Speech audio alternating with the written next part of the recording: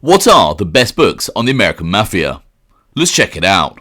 Welcome to OC Shorts, bringing you detailed historical snapshots of the American Mafia and other organised crime. Feel free to subscribe if you like that sort of thing. Today, we're going to take a quick look at some of the best books on the American Mafia. Many viewers of this channel often ask me for book recommendations. So, here are a few that I consider the best, along with a selection of my own personal favourites, regardless of their accuracy. With regards to my own research, I mainly use FBI files, official court documents, wiretap transcripts, newspaper archives, and of course, the occasional book. However, the more research that you do, you will tend to find that a great deal of books out there are actually inaccurate and regurgitate the same old myths. Nevertheless, here are some books that I enjoy, in no particular order, and I have included links to where you can purchase these books in the description and comments below. The Mob and the City by C. Alexander Hortis. A thoroughly well-researched book that debunks many mafia myths and so-called facts. Despite the comprehensive and detailed nature of the information the book provides, it is an easy read and laid out in such a manner that you can quickly dip in and out on a section that you want to view. I would say that it is one of the best books that covers the mob from 1900 up to 1957 in New York City, and is a must-have for anyone seriously interested in this subject. The Origins of Organised Crime in America by David Critchley. If there is a more detailed book than this about the early years of the Mafia in New York City, then I am yet to find it. This superb book covers the period of 1891 to 1931 in New York City.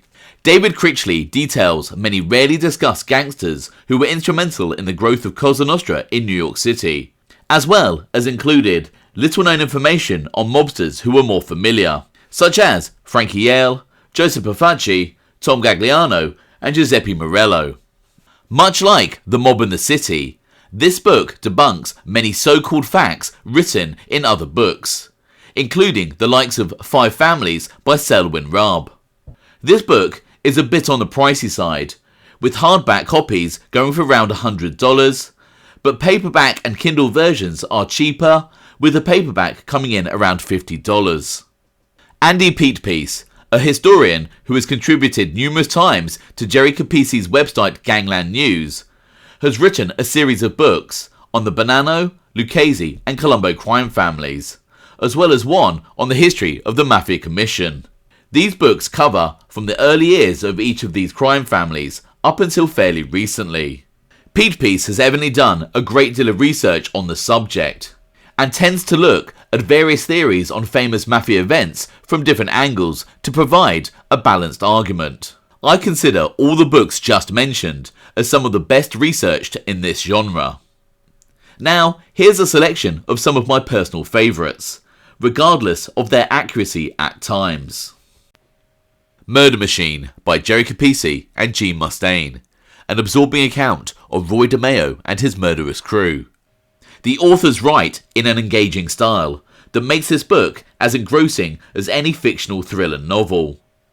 Criticism of the book often comes due to the fact that the primary source of information was Gambino Captain Nino Gaggi's nephew, Dominic Montiglio, a mob associate and drug addict, who some sources believe embellished and fabricated certain aspects.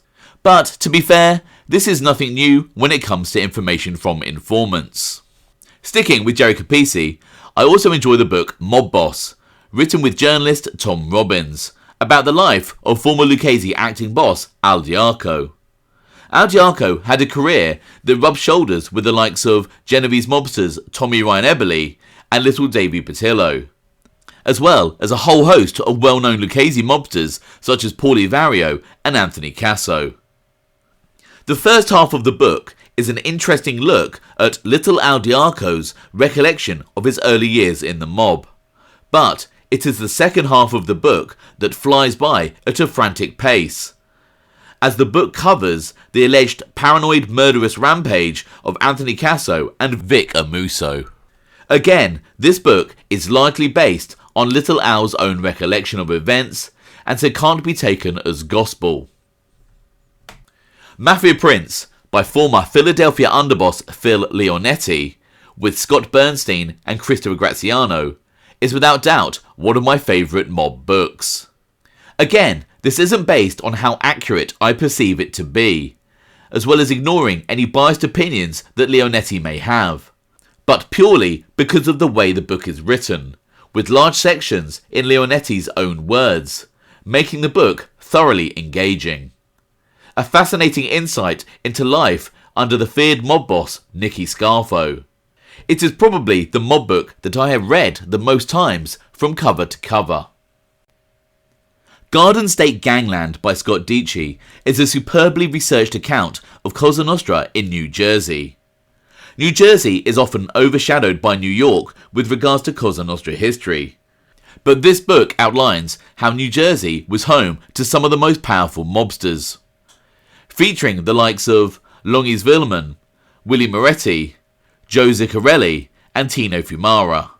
Garden State Gangland is a brilliant book. Sticking with New Jersey, Richard Lynette's book In the Godfather Garden, on the life and times of Genovese captain Richie the Boot Boyardo, is another fascinating book on a truly powerful mobster in the Garden State. Richie the Boot Boyardo famously had his own personal furnace at the end of his garden, where many mob problems were solved.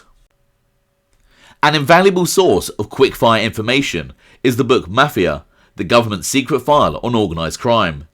Essentially, the book is a series of one-page summaries of mobsters compiled in the early 1960s by the Federal Bureau of Narcotics.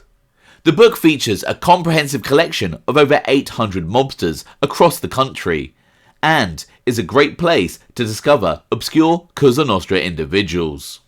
For those interested in the Sicilian Mafia's connection with the American Mafia, then I cannot highly enough recommend the books Octopus by Claire Sterling, and also The Pizza Connection by Shayna Alexander. Joe Dogs by Joseph Joe Dogs Iannuzzi is a brutal but often light-hearted account of Gambino associate Joe Dogg's life as a mobster in Florida. A very easy read, amusing at times, but ultimately a frightening tale of the horrific violence in that life. The book also provides an interesting account of two ferocious mobsters, Tommy Agro and Dominic Cataldo. For the best account of mafia cops Louis Eppolito and Stephen Caracappa, then look no further than The Brotherhoods by Guy Lawson and former NYPD officer William Olden. The book also includes a detailed version on the attempt on Anthony Casso's life by Jimmy Heidel, Robert Baring and Nicky Guido, as well as the aftermath. I'd also like to recommend the excellent book Takedown by Douglas Century and former NYPD officer Rick Cohen, who worked undercover in the Mafia and provides a riveting story of the mob and their involvement in waste disposal operations. Finally, and while not strictly a Mafia book, I would recommend checking out Stomping Ground by Don Peruccio and Charles Messina, an account of Peruccio's life growing up in Greenwich Village, surrounded by a plethora of wise guys such as Tommy Ryan Eberly and Vincent Chin Gigante. In future videos, I will cover my favourite books on Chicago, Boston and the rest of the United States, as well as books on other organised crime groups and individuals, such as Murder Inc., Oni Madden and Arnold Rothstein. As mentioned, I've included as many links for these books in the description and comments below. I hope you found that interesting. Thanks for watching.